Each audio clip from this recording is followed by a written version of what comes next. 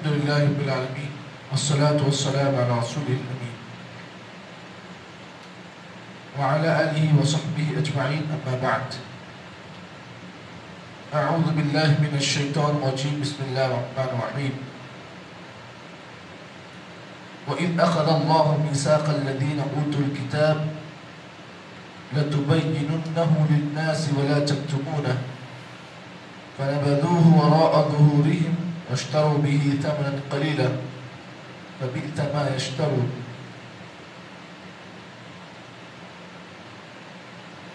ابھی آپ حضرات نے جس آیت کی تلاوت کو سنا ہے، یہ آیت سورہ آل عمران کی آیت نمبر 187 ہے۔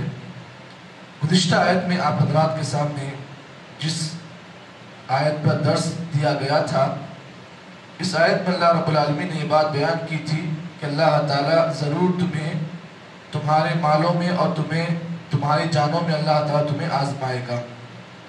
اللہ نے یہ بھی کہا تھا کہ تم میں سے وہ لوگ جنہیں کتاب دی گئی جو اہل کتاب میں سے ہیں، اور جو لوگ مشرک ہیں وہ اپنی باتوں کے ذریعے سے تمہیں آزمائیں گے اور تمہیں تکلیفیں دیں گے۔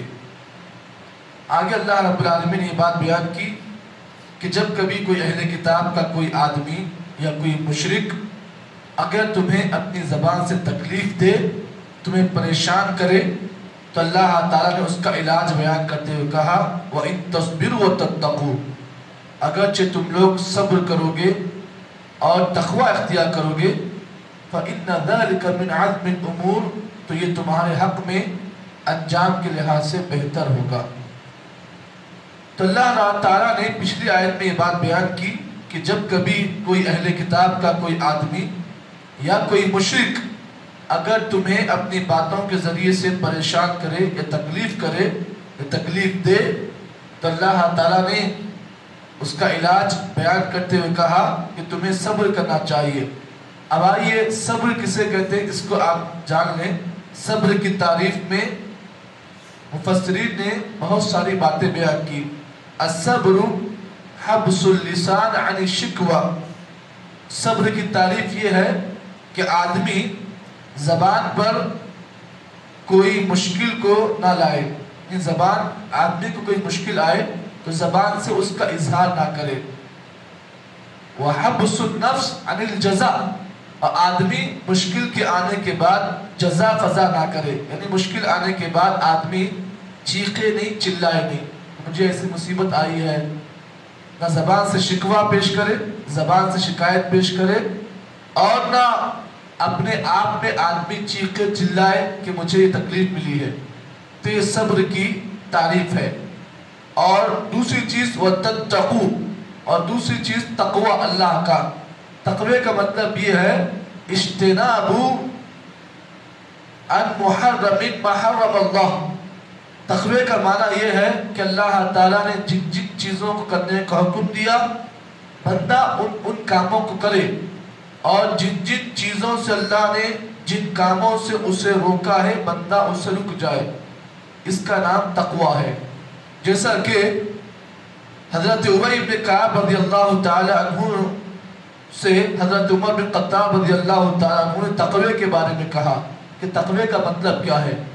ابی بن کعب رضی اللہ تعالی عنہ نے حضرت عمر بن خطاب رضی اللہ تعالی جو وقت کے امیر ہیں، خلیفہ ہیں، حضرت ابی بن کعب نے کہا کہ اے ابو المؤمنین، کیا کبھی آپ کا گزر کسی ایسے راستے سے ہوا جس کے اطراف دائیں بائیں کانٹی دار راستہ ہے؟ آپ نے اس راستے کو کیسے طے کیا، کیسے پار کیا؟ حضرت عمر بن خطاب رضی اللہ تعالیٰ عنہ نے کہا کہ میں جب اس راستے کو پار کرتا ہوں تو میں اپنے کپڑے کے دامن کو ایسے سمیٹ لیتا ہوں تاکہ کوئی جھاڑ کی کوئی کانٹی میرے دامن کو لگ کر میرا کپڑا پھٹ نہ جائے۔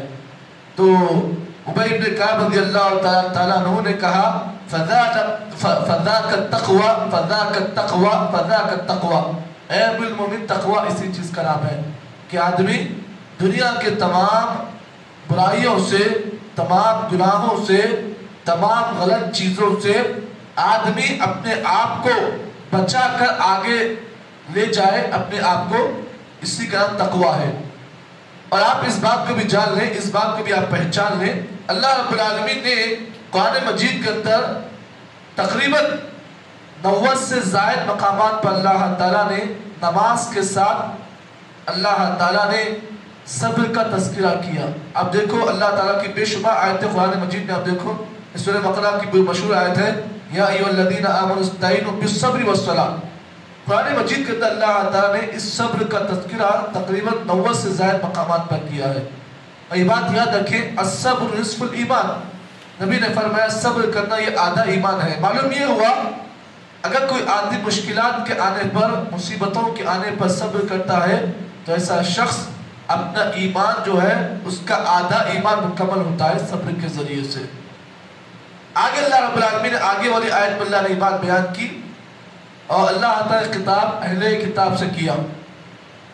کہا اللہ رب العالمین نے وَإِذْ أَخَذَ اللَّهُ مِيثَاقَ الَّذِينَ أُوتُوا الْكِتَابَ، اللہ رب العالمین نے اہل کتاب سے مضبوط میثاق لیا۔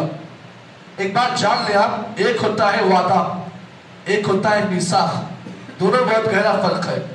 جو لوگ تفسیر کو جاننے والے ہیں یہ ایسی گہرائی کی باتیں بتاتے ہیں۔ ایک ہوتا ہے وعدہ، ایک ہوتا ہے میثاق۔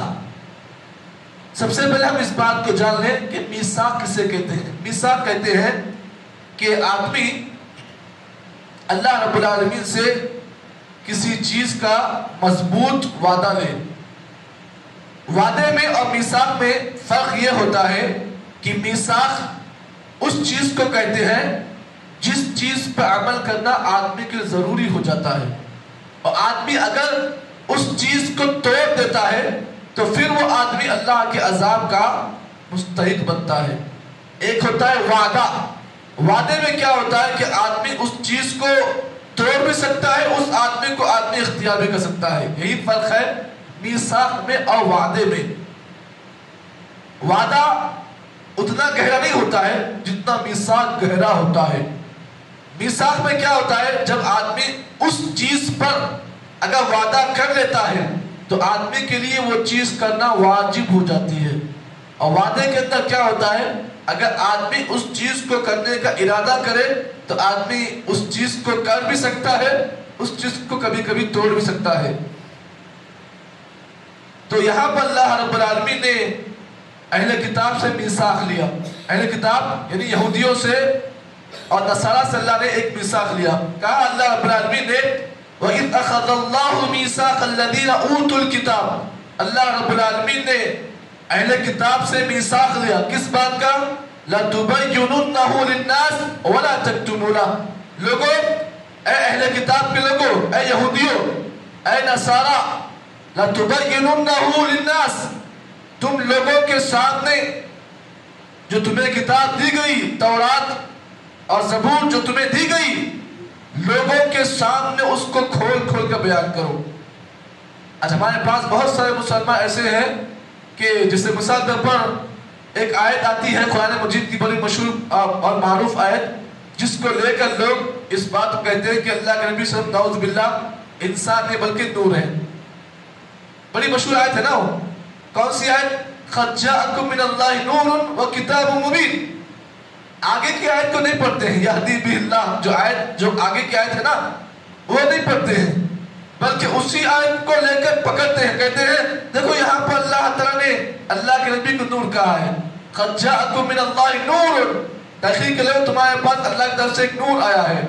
ترجمہ کیا آیت کا، قَدْ جَاءَكُم مِّنَ اللَّهِ نُورٌ، لوگوں تحقیق تمہارے پاس اللہ کی طرف سے ایک نور آیا ہے، وَكِتَابٌ مُبِينٌ، اور ایک واضح کتاب آئی ہے۔ اب یہاں پر نور سے مراد کس چیز کو لیتے ہیں، اللہ کے نبی کو، اور کتاب مبین سے مراد قرآن مجید کو لیتے ہیں۔ اب یہاں پر آپ اس چیز کو جان لیں، قَدْ جَاءَكُم مِّنَ اللَّهِ نُورٌ وَكِتَابٌ مُبِينٌ، یہاں پر نور سے مراد بھی قرآن مجید ہے، اور کتاب مبین سے مراد قرآن مجید ہے۔ اب بعض مفسرین اس آیت تفسیر میں کہتے ہیں قَدْ جَاءَكُم مِّنَ اللَّهِ نُورٌ، تحقیق تمہارے پاس اللہ کی طرف سے نور آیا۔ یہاں پر بعض مفسرین نور سے مراد ہدایت کو لیتے ہیں، اور کتاب مبین سے مراد قرآن مجید ہے۔ اب آگے دیکھو اللہ تعالیٰ اسی آیت کی وضاحت کرتے ہوئے آگے کی آیت میں اللہ فرماتے ہیں یہدی بہ اللہ من اتبع، اللہ تعالیٰ ان دونوں چیزوں سے ہدایت اللہ تعالیٰ دیتے ہیں، کس کو؟ جو اس کی رضامندی کو چاہتے ہیں۔ آیت میں اللہ تعالیٰ نے بالکل واضح کر دیا ہے، لیکن لوگ اپنے طور پر اس آیت کو الگ انداز سے پیش کرتے ہیں۔ کس لیے؟ اس لیے کہ اپنی بات کو پیش کرنے کے لوگوں کو آیت کو توڑ موڑ کر پیش کر رہے ہیں۔ تو اللہ رب العالمین نے اس آیت میں یہی بات بیان کی، اور اللہ تعالیٰ نے اہل کتاب سے خطاب کرتے فرمایا وَإِذْ أَخَذَ اللَّهُ مِيثَاقَ الَّذِينَ أُوتُوا الْكِتَابَ، اللہ تعالیٰ نے اہل کتاب سے میثاق لیا۔ کون اہل کتاب؟ وہ اہل کتاب جنہیں کتاب دی گئی، آسمانی کتاب جن کو دی گئی، اللہ تعالیٰ نے ان سے میثاق لیا۔ کس بات کا میثاق لیا؟ اللہ نے کہا لَتُبَيِّنُنَّهُ، یاد رکھو تم لوگوں کے سامنے تمہاری کتاب جو ہے اس کو کھول کر پیش کرو، وَلَا تَكْتُمُونَ، یاد رکھو کتاب کی کوئی بات کو نہیں چھپانا۔ جو کتاب تمہیں دی گئی ہے یہ آسمانی کتاب ہے، اس کی کسی بات کو نہیں چھپانا۔ فَنَبَذُوهُ وَرَاءَ ظُهُورِهِمْ، لیکن اہل کتاب نے کیا کیا بتائیے؟ فَنَبَذُوهُ وَرَاءَ ظُهُورِهِمْ، ان لوگوں نے ایک جرم یہ کیا کہ اپنی کتاب کی جو باتیں تھی، جو کتاب میں جو باتیں لکھی ہوئی تھی، انہوں نے کیا کیا؟ فَنَبَذُوهُ وَرَاءَ ظُهُورِهِمْ، انہوں نے اللہ تعالیٰ کی بات کو اپنے پیٹھ کے پیچھے رکھ دیا۔ یعنی مطلب یہ ہے کہ اللہ تعالیٰ نے جس چیز کا ان سے وعدہ لیا تھا انہوں نے وعدے کو توڑ دیا، وَاشْتَرُوا بِهِ ثَمَنًا قَلِيلًا، اور انہوں نے دوسرا جرم یہ کیا کہ جو کتاب انہیں دی گئی تھی اس کی باتوں کو لوگوں کے سامنے معمولی چیزوں میں بیچ دیا۔ معمولی دنیا کی معمولی چیزوں کے عوض انہوں نے کیا کیا؟ اللہ تعالیٰ کی جو باتیں تھیں جو ان کی کتاب میں لکھی گئی تھی، انہوں نے اپنے دنیا کے خاطر، اپنے پیٹ کی خاطر، اپنے جیب کی خاطر انہوں نے کیا کیا؟ ایک جرم یہ کیا کہ اللہ تعالیٰ کی جو باتیں تھیں، جو حق کی باتیں تھیں، انہوں نے کیا کیا؟ اپنے جیب کی خاطر انہوں نے باتوں غلط کر کے پیش کر دیا۔ فَبِئْسَ مَا يَشْتَرُونَ، اللہ فرماتے ہیں بہت ہی برا انہوں نے سودا کیا، انہوں نے جو سودا کیا بہت برا کیا۔ معلوم یہ ہوا آج ہمارے پاس بھی کئی لوگ ایسے ہیں جو قرآن مجید کی آیتیں کچھ ہوتی ہیں لیکن وہ لوگوں کے سامنے کچھ اور بتاتے ہیں۔ کئی کے لیے؟ اس کے لیے معلوم یہ ہوا یہ ایک ایسا جرم ہے جو اہل کتاب کا جرم تھا۔ ان کی غلطی یہ تھی کہ وہ اپنی کتاب میں تحریف کرتے تھے۔ اللہ تعالیٰ نے ان کو جو کتاب دی تھی، یہ لوگ کیا کرتے تھے؟ اپنے طور پر اس میں باتوں کو کھڑ لیتے تھے، اس میں سے جو باتیں ان کی فائدے کی ہوتی اس کو لے لیتے، اور جو باتیں فائدے کی نہیں ہوتی اس کو جو ہے اپنی طور پر اضافہ کر لیتے۔ لیکن قرآن مجید کو اللہ تعالیٰ نے ایسا بیان نہیں کیا۔ اللہ نے قرآن مجید کے سلسلے میں کہا اِنَّا نَحْنُ نَزَّلْنَا الذِّكْرَ وَإِنَّا لَهُ لَحَافِظُونَ، اللہ فرماتے ہیں ہر کتاب میں تحریف ہوئی، ہر کتاب میں اونچ نیچ ہوئی۔ آپ تورات کو لیجئے، تورات کے ماننے والوں نے اس کتاب میں تحریف کی۔ انجیل کو لیجئے آپ، انجیل کے ماننے والوں نے اس کتاب میں تحریف کی۔ زبور کو لیجئے آپ، اس کے ماننے والوں نے اس کتاب کے اندر تحریف کی۔ لیکن قرآن مجید ایک ایسی آسمانی کتاب ہے جس کی حفاظت کی ذمہ داری اللہ نے اپنے اوپر لے رکھی۔ کہا اللہ تعالیٰ نے اِنَّا نَحْنُ نَزَّلْنَا الذِّكْرَ، لوگوں بے شک ہم نے ہی اس نصیحت کتاب کو نازل کیا ہے، وَإِنَّ لَهُ لَحَافِظُونَ، اور ہم ہی اس کتاب کی حفاظت کرنے والے ہیں۔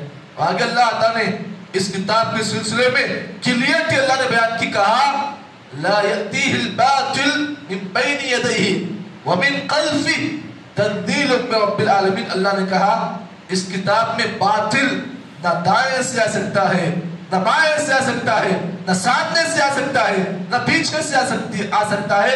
تنزیل من رب العالمین، یہ کتاب قرآن مجید رب کی طرف سے नाज़िल शुदा है। इस किताब में कोई भी आदमी अपनी तरफ से ना किसी बात को कर सकता है, ना किसी बात को इस किताब से निकाल सकता है। क्यों? इसलिए कि अल्लाह ताला ने इस किताब की हिफाजत की जिम्मेदारी अपने ऊपर ले रखी है। अब आगे अल्लाह ताला ने उन लोगों का अंजाम बयान किया। बहुत ही अहम आयत है, बहुत ही अहम आयत आगे की आयत है, जिसमें अल्लाह ताला ने उन लोगों का अंजाम बयान किया जो अल्लाह की किताब में तहरीफ करते हैं, अल्लाह की किताब में छेड़खानी करते हैं, अल्लाह की किताब के साथ वो लोग मजाक करते हैं, या फिर अपनी तरफ से अल्लाह की आयतों को गलत तोड़ मोड़ कर पेश करते हैं। किस लिए? अपनी दुनिया संवारने के लिए। अल्लाह ताला ने उनके अंजाम को अल्लाह ताला ने आगे की आयत में बयान किया है। अल्लाह रब्बुल आलमीन से दुआ करते हैं कि जितनी बातें आज के इस दर्स में आप हज़रात के सामने पेश की गई हैं, अल्लाह ताला हम तमाम को इन बातों के मुताबिक अल्लाह ताला अमल की तौफीक अता फरमाए। अल्लाह ताला हम तमाम को उन तमाम हरकत से, उन तमाम आदात से, उन तमाम कामों से अल्लाह बचाए जो अहले किताब में हुआ करती थी। अल्लाह ताला से दुआ है कि अल्लाह ताला मुझे और आपको अल्लाह और उसके रसूल के बताए हुए तरीक़े के मुताबिक ज़िंदगी गुज़ारने की तौफीक अता फरमाए। सुब्हानल्लाहि बिहम्दिही, सुब्हानकल्लाहुम्मा बिहम्दिक, नशहदु अल्ला इलाहा इल्ला अंत, नस्तगफिरुका व नतूबु इलैक।